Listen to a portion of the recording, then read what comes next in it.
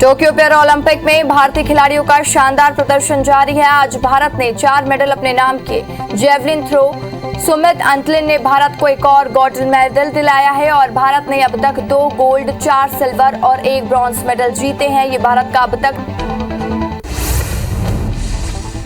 Tokyo para Olympic में भारत की अवनी लेखरा ने महिलाओं की 10 मीटर एयर राइफल में फाइनल मैच में स्वर्ण पदक अपने नाम किया। गोल्ड जीतने के बाद भारत में खुशी का माहौल है। कई हस्तियों ने उन्हें बधाई भी दी है।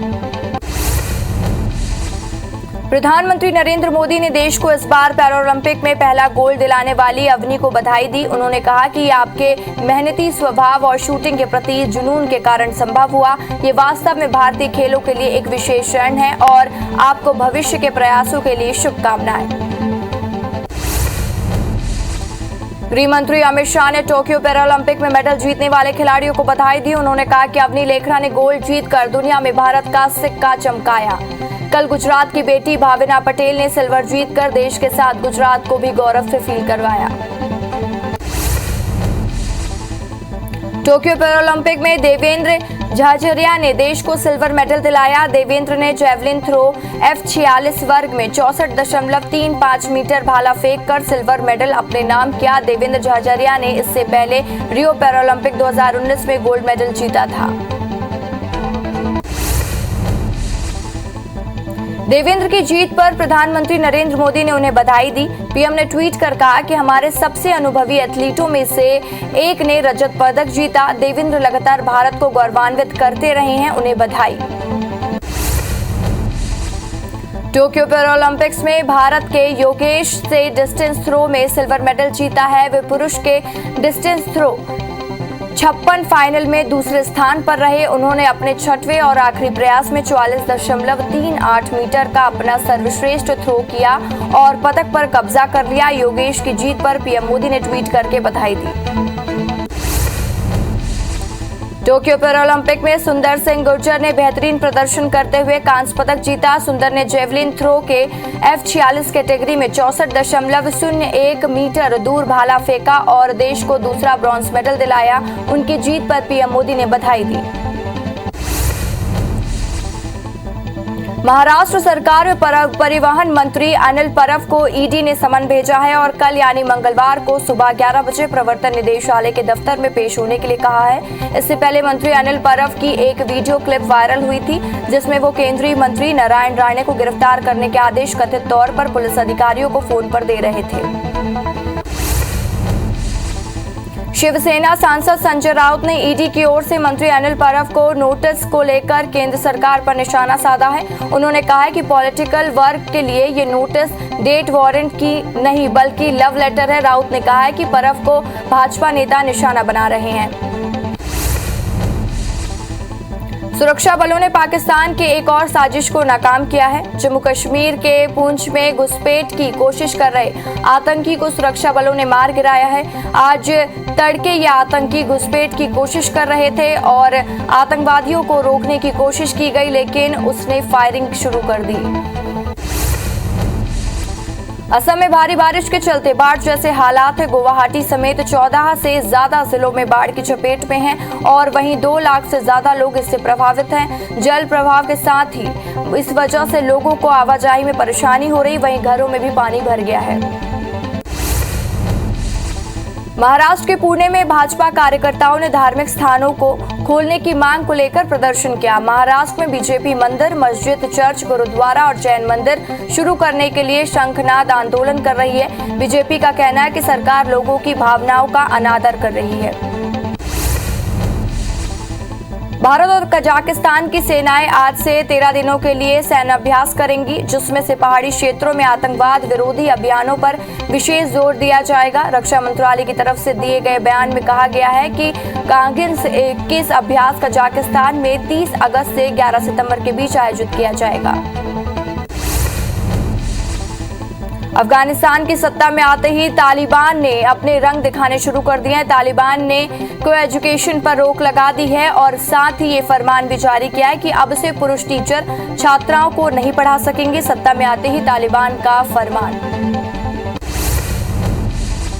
अफगानिस्तान की राजधानी काबुल में आतंकी साजिश नाकाम हो गई है। काबुल हवाई अड्डे पर आतंकियों ने गाड़ी से 5 रॉकेट दागे और जिससे अमेरिका के एंटी मिसाइल सिस्टम ने ध्वस्त कर दिया। अमेरिका के एयरफील्ड डिफेंस सिस्टम ने रॉकेट ध्वस्त कर आतंकी साजिश को नाकाम कर दिया। वहीं अफगानिस्तान में अब अमेरिका और ब्रिटेन ने अपना दूतावास बंद कर दिया है। भोपाल में जेल मंत्री डॉक्टर नरोत्तम मिश्रा ने ऐलान किया है कि प्रदेश के सभी कैदियों की 30 दिन की सजा माफ की जाए। साथ ही उपवास वाले दिन कैदियों को अच्छा भोजन दिए जाने की बात पर भी जोर दिया गया है। बता दें कि जेल में जल्द ही कैंटीन खोलने की योजना पर भी जोर दिया गया।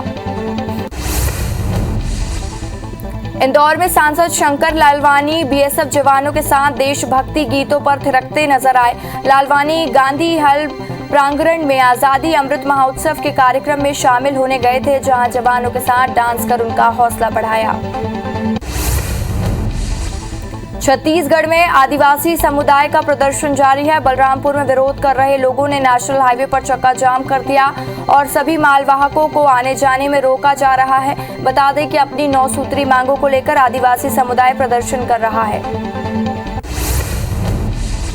छत्तीसगढ़ में अब बसों का सफर महंगा हो गया है। बस संचालकों की मांग पर मुख्यमंत्री ने यात्री किराया में 25% वृद्धि पर सहमति दे दी है। डीजल के दामों में बढ़ोतरी को देखते हुए बस संचालक लगातार यात्री किराया बढ़ाने की मांग कर रहे हैं। इसके लिए उन्होंने चरणबद्ध आंदोलन भी किया। अंबिकापुर में IBC 24 की खबर का बड़ा असर हुआ है। नसबंदी के संबंध में खबर दिखाए जाने के बाद CMHO ने BMO और सर्जिकल डॉक्टर को नोटिस जारी किया है। बता दें कि मैनपाट के अस्पताल 7 घंटे के भीतर 101 महिलाओं का नसबंदी कर दिया गया। खबर दिखाए जाने के बाद CMHO ने मामले को संज्ञान में लिया और जांच के लिए टीम गठित की। सिंगरौली जिले में 50 स्पॉट में CCTV कैमरे कई महीनों से खराब पड़े हैं। शहर में व्यवस्थम इलाकों पर चौराहों तक CCTV कैमरे बंद हैं, जिसके चलते अपराधी बेखौफ घूम रहे हैं। वहीं पुलिस अधीक्षक का कहना है कि मुख्यालय को इस बारे में बताया गया है। अब देखना यह है कि प्रशासन की नींद कब तक खुलती है। जबलपुर में MRP से अधिक कीमतों पर शराब बेचे जाने के मामले में आबकारी विभाग ने सहायक आयुक्त SN दुबे की याचिका को हाईकोर्ट ने रद्द कर दिया है। दरअसल राज्य सरकार ने निलंबन की कार्रवाई को SN दुबे ने हाईकोर्ट में चुनौती दी थी। हाईकोर्ट ने कहा है कि सरकार ने पुख्ता सबूतों के आधार पर ही सहायक आयुक्त को निलंबन किया था। महासमुंद के पूर्व विधायक और बीज विकास निगम के अध्यक्ष अग्नि चंद्राकर के भतीजे संदीप चंद्राकर की पीटकर हत्या कर दी गई और फिंगेश्वर में पैसों के लेन देन के बीच बाजार हुए। इस विवाद के बाद ही एक ही परिवार के 4 लोगों ने ये वारदात की। पुलिस ने 3 आरोपियों को गिरफ्तार किया है। छतरपुर जिले में 2 बच्चों को कुएं में फेंककर मां फांसी के फंदे पर झूल गई। घटना में मां और 10 माह की बच्ची की मौके पर मौत हो गई। वहीं 3 साल की एक बच्ची गंभीर हालत में अस्पताल में भर्ती है। मामला सटई थाना क्षेत्र का है। बिलाईगढ़ में अंधविश्वास ने मां बेटी की जान ले ली। घर पर सो रही मां बेटी को सांप ने डस लिया। ऐसे में दोनों इलाज कराने की बजाय लोगों की बात मानकर झाड़ फूंक कराने लगी, लेकिन तब तक दोनों की हालत और बिगड़ गई और फिर परिजनों ने अस्पताल पहुंचाया, जहां इलाज के दौरान दोनों ने दम तोड़ दिया। अंबिकापुर में 2 दिन पहले भाभी की हत्या कर फरार चल रहे आरोपी को पुलिस ने बलरामपुर से गिरफ्तार किया है। घटना की सूचना मिलते ही कोतवाली पुलिस मौके पर पहुंचकर आरोपी की तलाश में जुट गई थी। बता दें कि 2 दिन पहले आरोपी ने अपनी ही भाभी की हत्या कर दी थी। राजधानी भोपाल में एक टैक्सी ड्राइवर के साथ लूट का मामला सामने आया, जहां आरोपी कार और पैसे लेकर फरार हो गया। टैक्सी ड्राइवर ने बताया कि आरोपी ने गन पॉइंट तक टैक्सी हायर किया था। मौके पर पहुंचते ही आरोपी का एक और साथी आया और कार लूट कर फरार हो गया। घटना मिसरौद थाना क्षेत्र की बताई जा रही है। जांजगीर में एक व्यापारी के घर PPE किट पहनकर बदमाशों ने डकैती की कोशिश की। आरोपियों की हरकतें CCTV में रिकॉर्ड हुई हैं, जिसके आधार पर पुलिस आरोपियों की तलाश शुरू कर दी है। बलौदाबाजार जिले में हाथियों का उत्पात लगातार जारी है। कसडोल में सिद्ध बाबा जल प्रभात में करीब 5 हाथियों के दल ने डेरा डाला है। हाथियों के दल से फसलों को भी नुकसान पहुंचाया जा रहा है और गजराज के पहुंचने से ग्रामीणों में दहशत का माहौल है। कृष्ण जन्मोत्सव के मौके पर राष्ट्रपति रामनाथ कोविंद और प्रधानमंत्री नरेंद्र मोदी ने देशवासियों को शुभकामनाएं दी। राष्ट्रपति रामनाथ कोविंद ने ट्वीट करते हुए कहा कि आज का दिन भगवान श्री कृष्ण के जीवन चरित्र के बारे में जानने और उनके संदेशों के साथ ही प्रति स्वयं को समर्पित करने का अवसर है।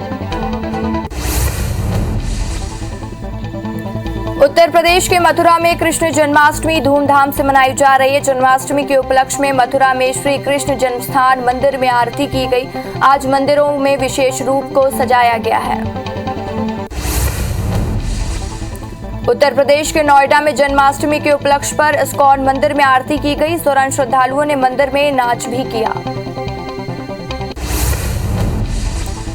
श्रीनगर में कश्मीरी पंडितों ने जन्माष्टमी का उत्सव मनाया। कश्मीरी पंडितों ने इस दौरान शोभा यात्रा निकाली और शोभा यात्रा हब्बा कदल के लाला चौक तक निकाली गई, जिसमें से प्रशासन और वहां के लोगों ने काफी सपोर्ट किया।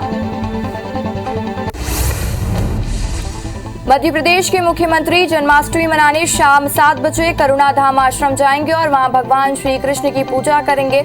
इस दौरान सीएम शिवराज सिंह चौहान कोरोना योद्धाओं का भी सम्मान करेंगे। राज्यपाल मंगूबाई पटेल ने उज्जैन पहुंचकर बाबा महाकाल के दर्शन किए। इसके बाद सांदीपानी आश्रम पहुंचकर भगवान कृष्ण का पूजा अर्चना की, देश में सुख समृद्धि की कामना की। भगवान श्री कृष्ण की शिक्षा स्थली संदीपानी आश्रम पर जन्माष्टमी को लेकर तैयारियां पूरी कर ली गई है। यहां भगवान श्री कृष्ण के मंदिर को भव्य रूप से सजाया गया है। ऐसी मान्यता है कि यहीं पर 5236 साल पहले भगवान श्री कृष्ण का विद्याश्रम संस्कार हुआ था।